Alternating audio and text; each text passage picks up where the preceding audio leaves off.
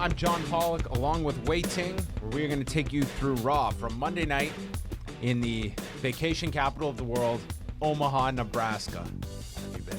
No, never. Not even driven through. It might be nice. The only reason I would even know about Nebraska.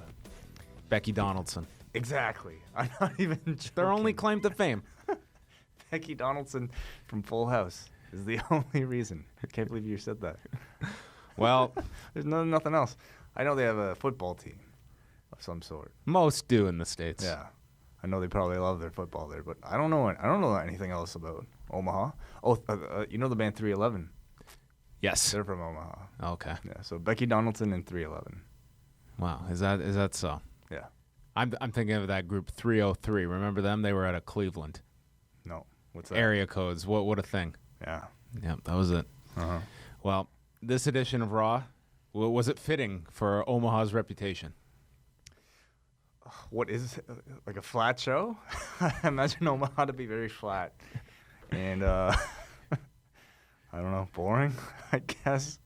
This was every bit of 3 hours. That's what I'm going to say.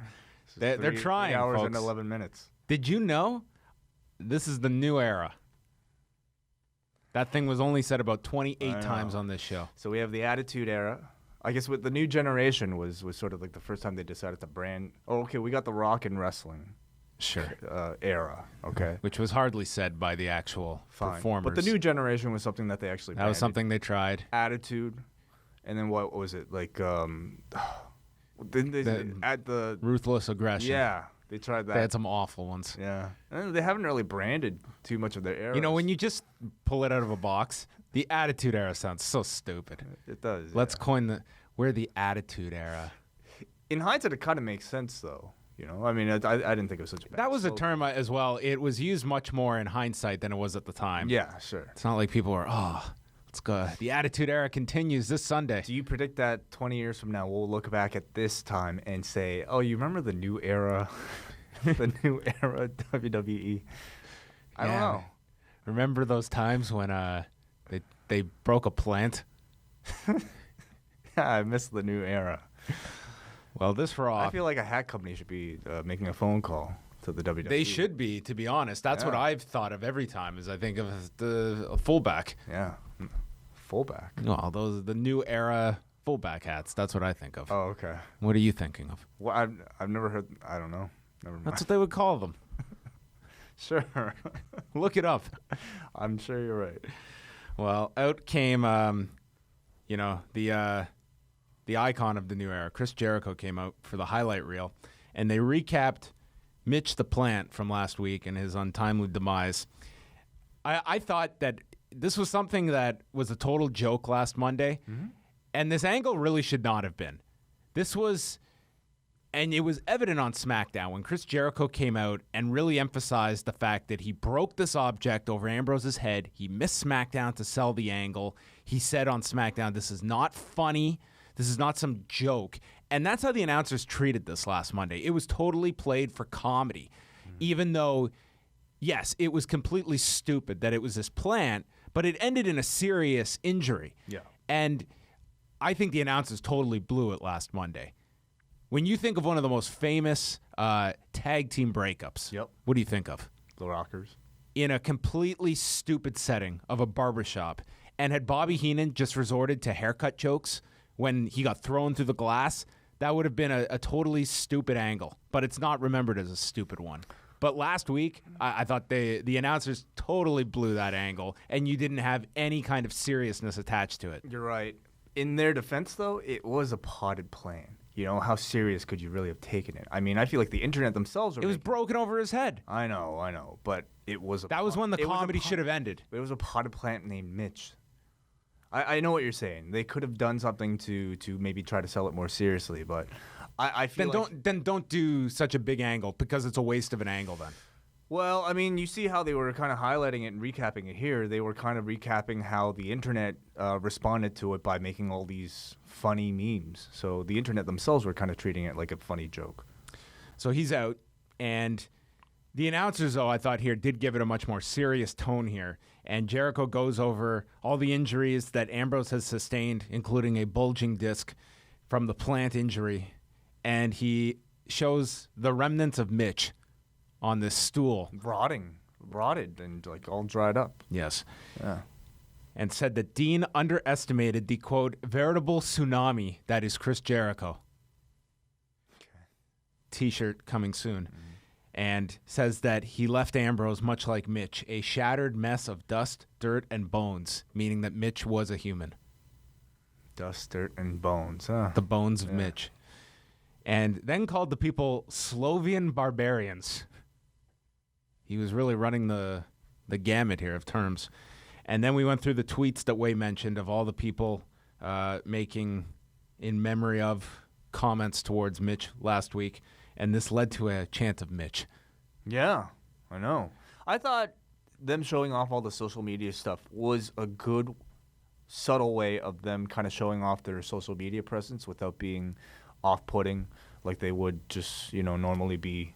I think there were a few instances tonight of the WWE trying to work in their very obnoxious way of hammering things home in a more digestible manner, which we'll get into. They had a few instances of this. Jericho says there was nothing funny about what happened to Ambrose, and then said that Mitch had more charisma and worth to the WWE than Ambrose, stating he could put Mitch together and sell him for $12 at a flea market and be worth more than Ambrose. And the people relate to Ambrose because they are losers, and he is the Halley's Comet of the WWE and only comes around once every 76 years. This level of talent. He is interrupted by Big Cass, who comes out and states that if Jericho was a gift, then he wants the receipt to return it, and that the new era has arrived. And they have sent a warning. He has arrived and tells Jericho to get out of his way or he'll run through him. And Jericho tells him to go check on Enzo Annoying and says in the new era, they don't run, they fight. And he towers over Chris Jericho, really emphasizing the height of Cass. And Jericho then takes off his jacket, goes to walk off, and Cass does the soft deal. And then Jericho runs back, takes a big boot off the apron to the floor. And that was the opening segment. And then it would continue after the break backstage where Jericho is grabbing at his eye. He complains to Stephanie that the talent in the new era don't show any respect, and Shane is drunk with power. Stephanie's the smarter one, and that Shane, then Stephanie defends Shane, stating he's doing the right thing, and ends up making a match for the main event tonight with Chris Jericho and Big Cass, and warns Jericho not to drive a wedge between Shane and her. Stephanie also did the soft line, and man, wait till Shane has to do it. I would prefer Shane to do it over Steph, because to hear Steph like do any cool catchphrase, like she like when the New Day was really getting hot and she started doing a lot of their stuff. It's your mom. Oh my God! Finding out what the coolest trend is. There's no way. Like it's like, yeah, exactly. It's like your mom doing Gangnam Style or like the Macarena. You know what I mean? Like whoever thought the Macarena was cool. Like, I'm sure at one point it was like, wow, this hip new thing. Linda was probably doing it like a mad woman. It gets to the point where your grandmother's doing it, and that's how this felt like with Stephanie, doing the soft line. Whatever. But interesting the way they position this, where they put Cass and Jericho, albeit it was a setup for an angle, but that was the hook for the show, was not the elimination match with your main event guys. It was Cass being put into a big role, and it seems pretty evident. I think, obviously, Enzo, they don't know when he's coming back, but I'm not so sure that they're going to just necessarily go back to this team. I think they have a lot of big ideas for Cass. Definitely. And, I mean, it kind of really, goes back to the characterization of Vince McMahon that I think we all have an opinion of, as internet wrestling fans or people like, just kind of privy to some of the backstage opinions of what a Vince McMahon might look like. He sees a big, tall guy, obviously sees much more potential in him as a single star than, in somebody in a mid-card tag team act. And I think that's really unfortunate. I mean, you and I are about to review the Dudley Boys DVD where the Dudleys talk about their breakup in 2002 and how, it was ultimately a real kind of premature way to do it where the both of them didn't really find as much success. The high point of the breakup was just the shock of the announcement. Yeah, and granted, this is a completely different situation. However, I still definitely feel like these two have much more to accomplish as a tag team first, and I would hate to see them being broken up. Well, Enzo, for as great a talker as he is, I think he would really flounder on his own. I do as well, simply based on size. I mean, you have a great talker, but what? Like you can be a great talker, but as a cruiserweight, you can only go so far, and which is where I think he'll be, unfortunately. So I hope that they continue with the two of them as a tag team. But judging from how they were doing tonight, I feel like they have a lot more position for a Big Cass. Our first match was Dolph Ziggler against Baron Corbin, the much-anticipated rematch from Payback, where Ziggler beat him. Barrett cuts an insert promo. He is alerting us he is not part of the new era. He calls it the Baron Corbin era, which maybe that's what we'll be talking about 20 years from now, Yeah. The Baron Corbin era, The Corbin BCE. era. Yeah. And doesn't give a damn about anyone in this world. Not one. Day after Mother's Day, this jerk. I didn't really watch too much of this guy in NXT, but did he kind of have a similar character? Yes. Because they're really trying to hit hard the fact that this guy is the lone wolf. The lone wolf. Yeah, exactly. Wait till he has to howl. Every character, once they kind of make it to the WWE, but by and large, they're kind of reduced to their one characteristic. What are you about? What's your one line? And this guy, he's the lone wolf. And that's, them trying to sell that today. They fight on the floor. Corbin's on the barricade and gets drop-kicked. They got back into the ring. Corbin goes to throw Ziggler into the ropes, and Ziggler's just dead weight and falls down, but he's playing possum and hits him with the Famouser. Then Corbin comes back with the deep six with multiple rotations, and Ziggler kicks out of that the audience got into. Corbin then kicked out of a roll-up, hit Ziggler with snake eyes in the corner, and hit the end of days. Clean victory, and this probably should have been the result at Payback, because I thought the only reason they did the Ziggler win was to prolong this feud, and I don't need to see this again. Yeah, I don't either. This felt like the blow-off, and I think it should have been. But now you've beaten Corbin in the meantime. Yeah, you on have. A pre-show. It was an unnecessary loss to me. Maybe they're hoping for the fact that more people saw this, and this left more of a lasting impression than the other one. I thought it was a decent showcase for Baron Corbin. I think the intent at this point is to just kind of get him some airtime, get the crowd familiar with his finishers, which both look good with the Ziggler selling. Each and every week, it's your chance to win a t-shirt from ProWrestlingTees.com. Simply answer the trivia question and tweet @LawRadio for your chance to win each and every Thursday.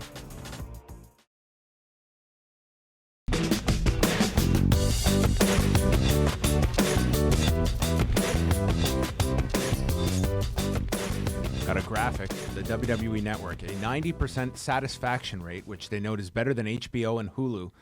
I don't know if they actually performed this new survey, because this was the identical graphic, the same company from July of 2014 with the identical satisfaction rate. Okay. So this might have just been a repeat of a study they did 2 years ago. Shane is backstage on his phone when Charlotte and Ric Flair walk in, and Ric just puts over Shane in the greatest move in WrestleMania history this year. I love that. Sorry, go ahead. Finish. Oh, that was it. Well, I love the fact that Ric was basically kissing up to Shane the exact same way that he was kissing up to Stephanie last week. Yes. And, I think Flair has been great as a heel accessory to Charlotte. And then Flair even sneaks in like these little things, like a little fist bump to Shane that just come across so goofy and hilarious. Charlotte and Ric do not think it is fair that he is banned from ringside at Extreme Rules, and they want to have Shane overthrow Stephanie's decision. And Shane says, no, Charlotte has to stand on her own, and it's not going to be just at Extreme Rules. She'll also be without Ric Flair for her match with Paige tonight. And in the background, we see the photo of Vince McMahon and the young Shane, which is now there prominently on a stand. They should make a shirt of that. Yes. Let's do. Then we go to JoJo, who was very busy. She was the ring announcer and the backstage interviewer tonight. Wow. So she was with Styles, Gallows, and Anderson.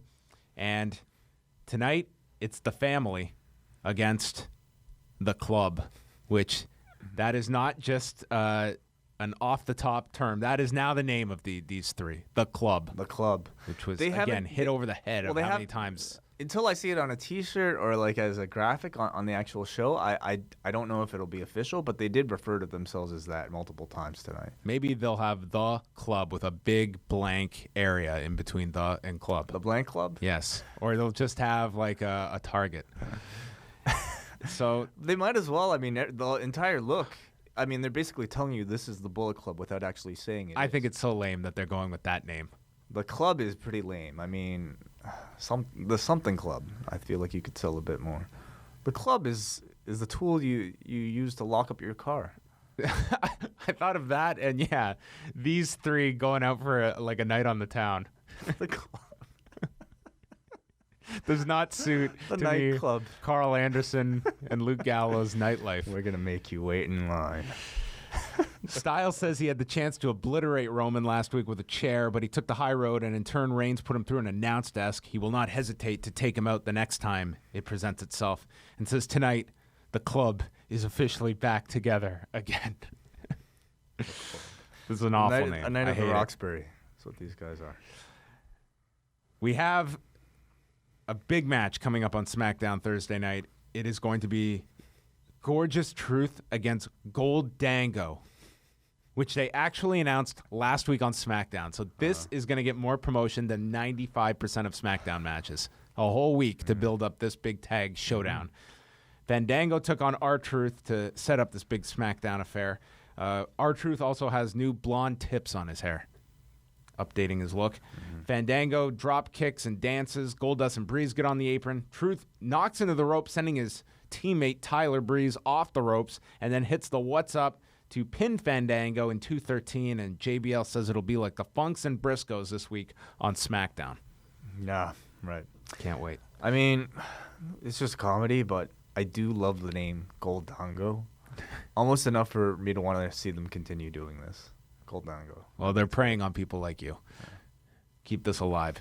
Miz, Owens, Cesaro, and Maurice are backstage with Shane and Stephanie, and they're all yelling. Stephanie says it's going to be a triple threat at Extreme Rules when Sami Zayn, who was eavesdropping outside, walks in and says that, wait a minute, when I picked up the title last week, all the people cheered, so clearly they want me to be champion.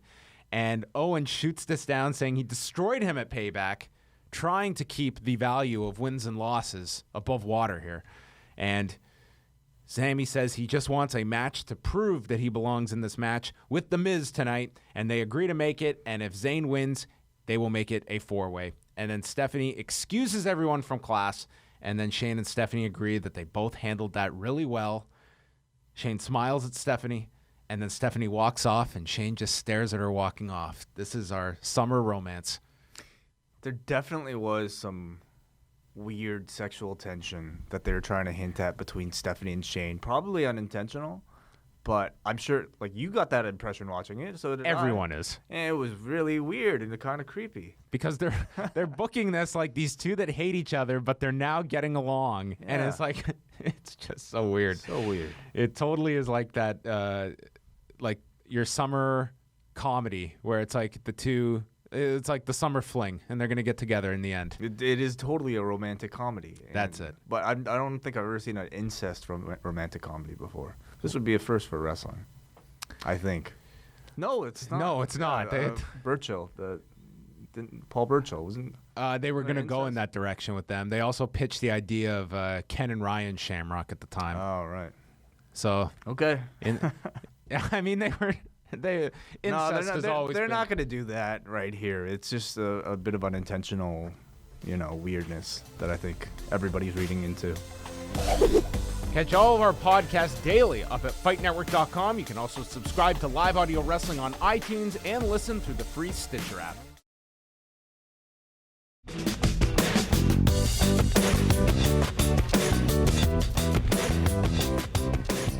Charlotte and Paige were next. Non-title match. Natalya was on commentary and clarifies that she did not quit at Payback. Paige knocks her off the apron and does the Flair strut, and then Charlotte attacks and throws her against the apron. Paige lands a kick to the face back in the ring, getting a 2 count, hits a superplex. Then Charlotte used this awful-looking small package for a 2 count on Paige. And then Charlotte gets to the rope during a PTO attempt. Natalya climbs onto the apron and distracts Charlotte, leads to a fall-away slam by Paige, and Rick comes down to ringside to confront Natalya. And this prompts Shane, with his music, to bring down officials to escort Rick out. And this allows Paige to through the distraction to roll up Charlotte and pin her. I don't know what a supposed GM who is out there trying to combat distractions in the match is doing coming out with his music. Why did Shane have his theme music playing for this? He's got to have that reaction when he comes out. He can't just come out cold. He's coming out to try to stop Ric Flair from distracting the match to make a pure, clean fight. He should be the opposite of the Dudley boys in ECW. His entrance music should be the cheers and the love from the audience. Yes, and not exactly, and not this theme music. Yeah. So, Paige wins. I'm never a big fan of these. Like, we're building up the match, so let's have people lose on the way to the big match. This happened a lot tonight. On this show. Yes, it happened for like 3 or 4 of the matches that they were building to, and I don't mind it once in a while. Like for this in particular, I felt like you could have used this as an excuse to set up Paige as your next challenger for the title. I think it's kind of fine, but if you do it so often, it's I guarantee you this win will never be referenced ever again, and I don't think people value the win in any kind of way. I think it didn't bother me so much in this one as it did the Rusev match, but it was just the same line of thinking in both. The Miz and Sami Zayn was next, another non-title match, so you knew where this one was going. Zayn got the early advantage, went for a dive, and Maurice pulled Miz out of the way, and then Zayn went to the floor, hit a moonsault off the barricade, knocking down Miz. Zayn drops him on the barricade, and then Maurice starts yelling at Zayn, and I thought these two were just going to scream at one another in French. Yeah, I did too. They did. That was a missed opportunity. Were they speaking French? They weren't, right? Was she speaking French? No, I don't think so. I wonder if they're trying to, if they would distance the babyface from speaking French. Oh, probably. And in the world of WWE, that's a heel tactic to be French. Yeah. Remember that was Vince's thinking. They said back in the day that if you're from Canada, that's where a villain comes from. Yeah. Well, I mean, that's why they were on that kick to change Benoit and Jericho's hometowns. They changed them. When was the last time they had a French-speaking babyface? A French-speaking babyface? Yeah, do you remember that? Oh, you'd have to go back. I mean, in terms of they've had French babyfaces, but not cutting French promos. But like a babyface that would freely speak French, as a way to kind of, I don't know, get over with a French audience in Montreal, for instance. They haven't had a babyface that I can recall that was Pat LaPrade, maybe. Yes, we could do our research. The match continued. They teased a count out with Zayn. He beat the count back in. There were repeated stomps in the corner. Lots of boos here for the Miz. And then Miz drop kicked the knee of Miz, applied the figure 4, made his way to the rope. Zayn, you mean? He drop kicked. Yes, sorry, drop kicked Zayn in the knee and applied the figure 4. Zayn got to the rope, and then Zayn eventually caught Miz in the corner, exploder suplex, and then a haluva kick, and Zayn pinned Miz, so it's now a 4-way. At Extreme Rules, as everyone anticipated. They dropped Zayn, unfortunately, last time. But they needed some excuse to get him back into the match, which I don't hate. Like the crowd wants to see him have another chance. So Renee was with Becky Lynch backstage, and they showed last week's match with Emma, where she poked Becky in the eye, stemming from her eye injury, her pre-existing eye injury suffered at WrestleMania. And she claims this was intentional by Emma, who then walks into the shot and calls Becky inferior and says what Becky needs is eyes in the back of her head, and that leads to Dana Brooke attacking Becky from behind, pats her on the head, and they call themselves E&D, Emma and Dana. So this was Dana Brooke's debut. What a debut this was, a backstage attack. It's pretty, standard. I wouldn't say it was bad. It was just there. I don't think this was I don't think you would have. If I were to tell you at the end of Raw, name me the 5 things that happened on Raw, I don't think people would even remember this. If somebody were to ask you which female wrestler debuted on Raw tonight, I'd have to look it up. I'd have to look it up for sure. What if you had some incentive? Some incentive. Well, maybe that would prompt me to. Okay. But you would have to you'd have to write it out for me. Anyway, There's been a lot of call-ups. Yeah. I think the fact that look where we are. Okay, a month after Apollo Crews has been on the roster. I mean, this guy is already just vanished. But I wouldn't say that Apollo Crews. I would say that for somebody like a Tyler Breeze, okay? But I wouldn't say that for Apollo Crews. Apollo Crews to me seems like somebody they just kind of have sitting back while you let these other guys get established on TV, and then eventually maybe and when the time is right, you get Apollo Crews at this point now a bit more established, having worked a few more house shows, a few more TVs. That's when you kind of really give him the real push, in my opinion. Yeah, we'll see how how Dana Brooke, I think it's just, you look at the roster and where it is, I think it's just, you're bringing up so many new faces at this point, and I don't think they've done a good job with some of the guys they've brought up, but I don't think it's been hardly a home run for everybody. With the women, though, it's sort of a different story. I mean, she's kind of the only woman, female wrestler. That term is abolished now. She's the only female wrestler that they brought up since WrestleMania. Yeah.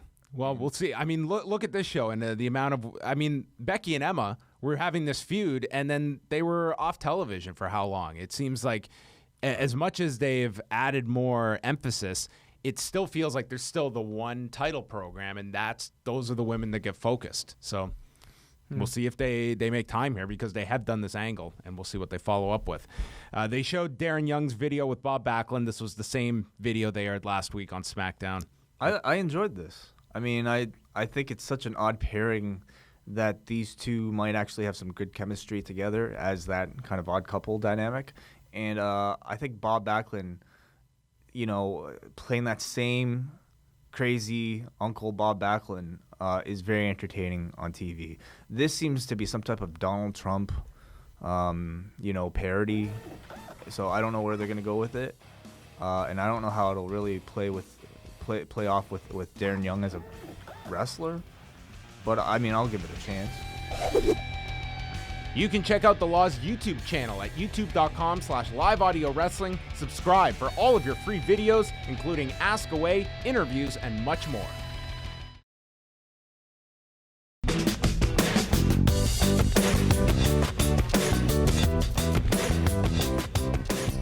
Xavier Woods was on the set of Up, Up, Down, Down with Big E, Sasha, and Kofi, and their guest is Dolph Ziggler, who shows up with a Pizza Hut box, and he's got pizza, Applewood smoked bacon, and they all eat the pizza, and Ziggler doesn't get a piece. Now this, I will say, let us compare to that god-awful placement they did with, who was it, Natalia and Subway. The Subway ad. Yeah.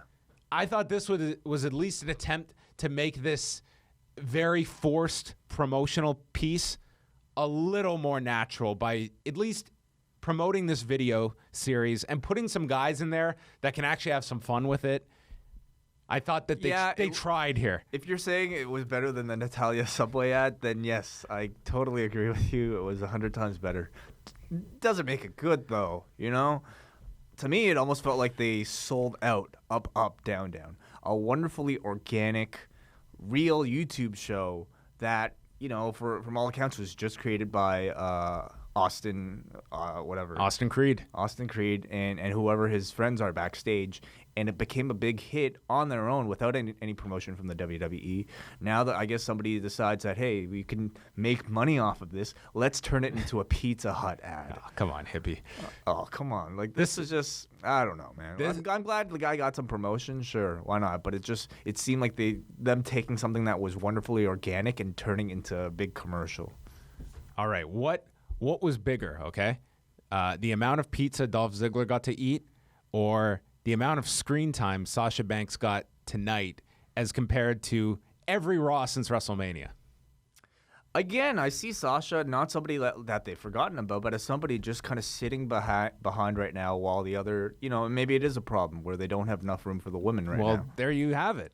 You've just now introduced a new woman, and are they not going to have time? Like, if you don't, we'll see. I don't want to condemn calling up Dana Brooke, but of all the people that I look at of certain call-ups, there's many that you can criticize. Were these people ready, like a Cruz or a Baron Corbin? And I'd put Dana Brooke into one that I'm not sold on is going to be a giant hit. And more so just if they're going to have an idea for her 4 weeks from now. At the same time, John, I don't necessarily think time off of TV is really all that bad for a lot of performers. I feel like certain performers don't need to be on every single week. Not some, but ones like, for instance, Apollo Crews, to me, he's just flatlined. I don't think there's any kind of momentum behind this guy, and to me, there's a big difference between someone that it's special when they show up and others where it's just they're forgotten about. There isn't that demand. I don't think anyone was criticizing Apollo Crews not being on this He's show. just sort of doing like your 80s squash matches right now, and I think when the time comes, he'll be in a real program with an actual performer, and I think that's when you'll start to see what this guy's really about. Zack Ryder meets with Shane McMahon backstage and talks about it being a dream come true when he won the title at WrestleMania. He says he wants to be a player here. And Kevin Owens interrupts and says the new era is more about handing out title chances to whiny people that beg, such as Sami Zayn, who shouldn't even be a factor after Payback. Ryder says that he beat Owens at WrestleMania, and Owens responds, "Why do you exist? Are you just pitching a new internet show?" And Shane makes a match between Ryder and Owens where if Ryder wins, he will get Owens' spot in the Fatal 4-Way at Extreme Rules. Roman Reigns is backstage with the Usos. Tom Phillips interviews them and asks him about the club and says, if you attack one of us, that we all fight back. And tonight is an elimination match. And he explains that they are going to eliminate Gallows and Anderson, and then he will eliminate AJ Styles. I don't know what I learned in this promo, other than Roman Reigns explaining an elimination match and the concept behind it. He wants to eliminate AJ last. Okay. The Lucha Dragons come out. Lana introduces Rusev, who runs out, jumps in the air, and poses, and has the word brute written across his trunks. And before this, we got highlights, and I use that term loosely, of a Facebook interview involving Tom Phillips and Kalisto that sounded so captivating. Kalisto is ready, and he has a strong heart. Okay, well, it was an improvement from last week with Kalisto, okay? Because last week we saw Kalisto on guest commentary, where he performed horribly. And that was, more of a live, improvised environment. This Facebook interview, he at least came across much better. Granted, it was much of the kind of hockey player type of interview, but he sounded convincing and at least sounded clear. And that it was an improvement over last week. Well, if I was scrolling down Facebook and saw this, I would not be clicking on the volume. Catch all of our podcasts daily up at FightNetwork.com. You can also subscribe to Live Audio Wrestling on iTunes and listen through the free Stitcher app.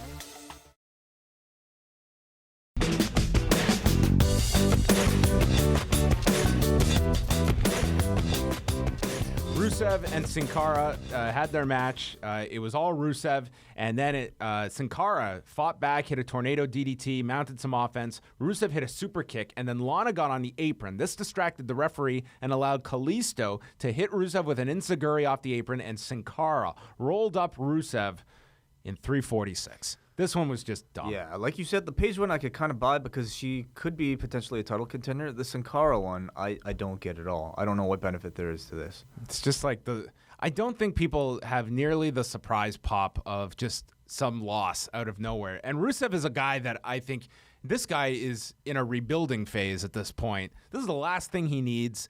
And I think if we talked about Payback, just such a simple build-up to so many of these programs. Yeah. And to me, Rusev just killing guys and then going after Kalisto. Simple.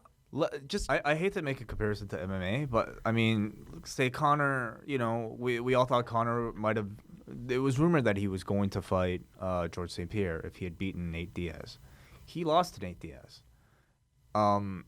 It only makes me want to see Conor fight Nate Diaz again, to get that win back. And I've forgotten about the real money match, which is George St. Pierre. So, well, imagine if Dennis Seaver knocked out Conor McGregor and then Conor was still going to challenge for the featherweight title in his next fight. Even if Aldo was like in the crowd distracting him. Which Aldo was. And then it was McGregor who beat him and got into his face. And so if Dennis Seaver had won that match, I wouldn't have wanted to see the Aldo match after that. No, and you wouldn't have wanted to see the eventual fight of Dennis Seaver, and it would have been Chad Mendez. That would have been awful. Man, UFC 189. 5,000 buys. Yeah. Another Cologne spot. They're going to be called the Shining Stars, and they're coming next week. So more television. They have a name now, at least. Oh, boy. I think they will be the Fading Stars very quick with this character development. The elimination match. The Family against the Club. Now I'm just thinking of car protection. Jay was the first elimination. He was taken out after he got knocked by Karl on the Gallows on the floor, and then Karl rolled him up and grabbed the tights. They teased Reigns and Styles, and then it led to Styles tagging Gallows. Reigns knocked Anderson and Styles off the apron. They got the advantage on Jimmy. Karl was taunting him and then got caught with a small package, and Karl was eliminated. Jimmy then got eliminated during the commercial break from a phenomenal forearm. Reigns and Gallows then trade strikes. There was a Superman punch, and Gallows is eliminated. So we're down to Styles and Reigns, and they go to the crowd really picked up for these two. I mean, these two really do buy these two as your main event program. They were chanting back and forth. It wasn't even a negative response for Roman. They were cheering both guys. It was a much more pro-Roman Reigns crowd tonight. Now, this is Omaha, man. They love their Reigns. They fight on the floor. They clear the announce desk. Reigns tosses a chair away, and then Anderson returns with Gallows. They attack him with a chair for the DQ, and then the Usos run down to make the save. Anderson and Gallows toss them to the floor. Reigns spears both men, and then it's a standoff.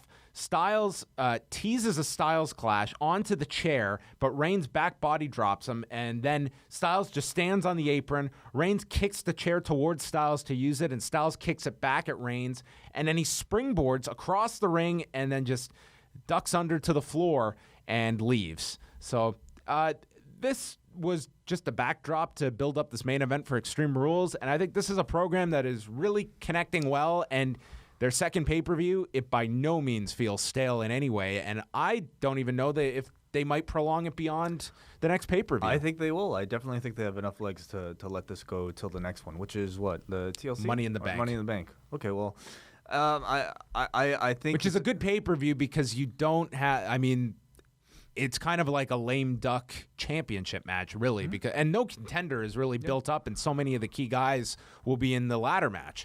It was very noticeable tonight. I felt that, I feel like this entire time they've kind of been pushing AJ as sort of the confused babyface who is angry yet not really a heel. But tonight I felt like he was pushed as more of a straightforward heel. He was the one with the 2-on-1 advantage in the match at the end. He even cut a bit of a heelish promo. And he was tagged out when it was him and Reigns in together. Teased attacking the dude with the chair first, and he ran away from the fight.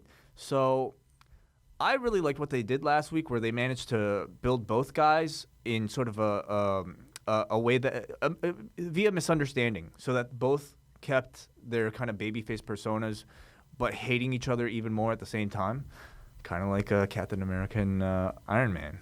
Oh, yeah. It's a civil war on Raw. But tonight it seemed like they're just kind of going the much more traditional route and turning AJ as an actual heel, which I'm not as big of a fan of.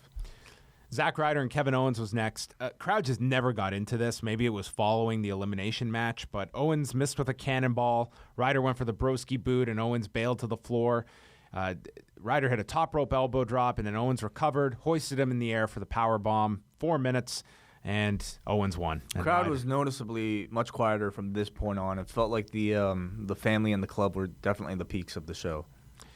They showed the Enzo injury from Payback, and Cole just says he's recovering from a concussion. Renee is with Big Cass backstage and asks him about the new era and says this is the biggest match of his career tonight, dedicates it to Enzo, and is doing all of this for both of them, and he'll be the only one left standing in the room. I wonder if for this segment they... did the Andre trick with the apple box underneath the Cass to make him look even taller, because he looked abnormally tall here compared to Renee. He looked like... Yes, this is not a 7-foot individual. No, this guy looked... Oh, man, like the Big Show doesn't look this tall compared to Renee. So Well, they're being smart in who they are putting him next to as well to really accentuate Jericho, the height. Definitely, yeah. But, like, clearly, they're... Baron Corbin is the lone wolf. Big Cass is tall. And they really want you to know that. He's tall. They want you to know that so badly that in the graphics going to break, they have Big Cass's face, and they had Jericho positioned lower to give him more headroom to make it look like Jericho is really short compared to Big Cass. Yeah. It should really be the other way around. It should be Jericho normal, and Big Cass should almost be like out of frame. Get ready, WrestleMania 33. 33? This would be the next one. This is it, the main event. What? The Lone Wolf and Big Cass. Who's taller? This is our Cena Orton generation. The new era, represented by these two. Each and every week, it's your chance to win a t-shirt from ProWrestlingTees.com. Simply answer the trivia question and tweet @LawRadio for your chance to win each and every Thursday.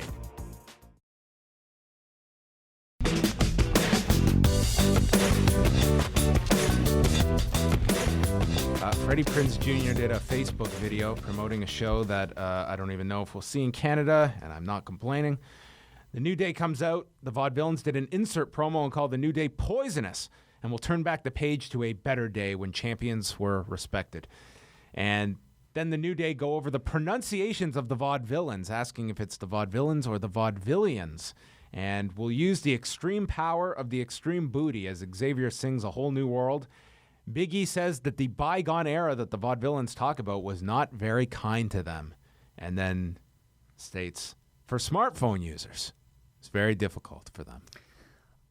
I know a lot of people like the New Day. I think they're great, but they're kind of starting to get to the point where these promos are just, they kind of feel like noise to me now. I don't know how you feel.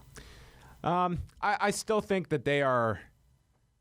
they're an act that people get into just for the entrance. Their promos, I won't say are hit and miss. I think there's varying degrees of it, but I think they play off each other well, even when it's not the best of material, but they make up for it with their personalities. Kofi and Big E took on the Dudley Boys.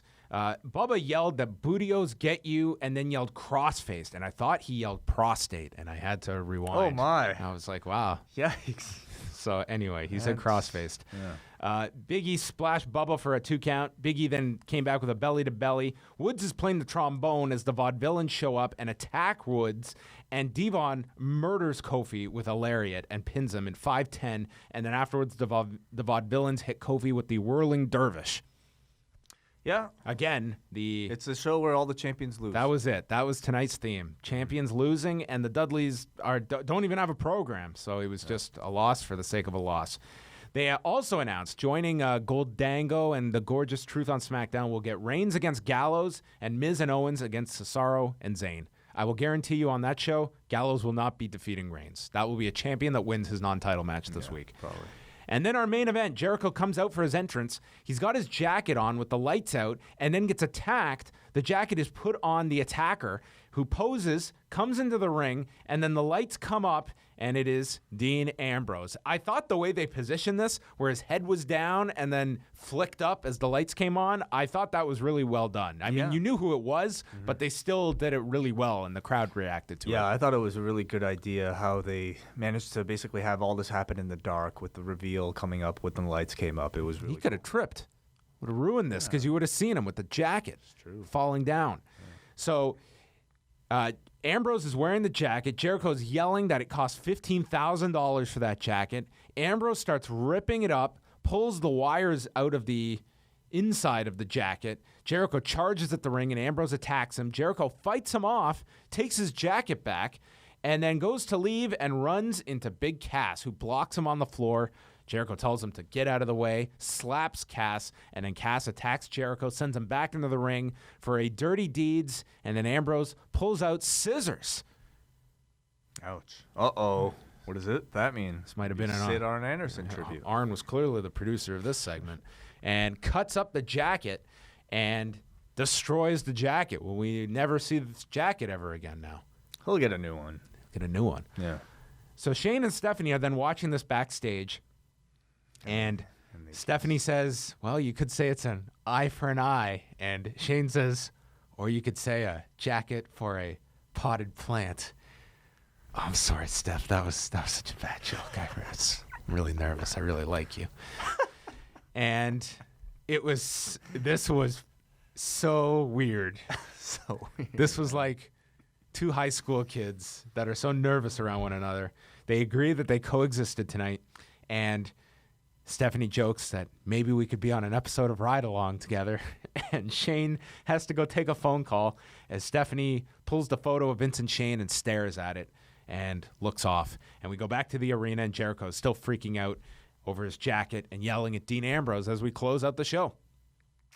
So clearly teasing something going on with Stephanie. I like that tease at the end of Stephanie just looking at the photo and where things are going and not being so painfully obvious. Yeah. Kind of like the weird, incestuous teasing aside, I'm interested in this angle. I'm interested in seeing how Stephanie will ultimately turn against Shane. This family, they're just so weird. So that wrapped up Raw. I mean, certainly this show you can look at, they are completely behind Big Cass. I mean, this was a show that even though they didn't go ahead with the match, I was looking forward to seeing how he would do in this match with a guy the level of Chris Jericho, and you can save that. I'm sure they will do that match at some point, but this will be an interesting number to see because of the fact that that was your hook, was Big Cass in the main event. There was no tease of Ambrose showing up, so it was interesting, the placement. I thought that was the biggest takeaway of Raw, putting these guys in the main event slot and not doing the elimination and kind of doing the same finish as you would have last week with that going off the air. There's also a basketball game going on. I don't know how much that played into it certainly took my attention away. Well, there you go. Maybe they were saving Big Cass for the fallout of the basketball game ending, and then Big Cass would pick up all those viewers. So did you enjoy Raw? I enjoyed Raw. This was still a damn long show. But that's going to wrap it up for us. We will be back with a new review away coming up Wednesday at liveaudiowrestling.com, and we are here each and every Tuesday on Fight Network reviewing Raw.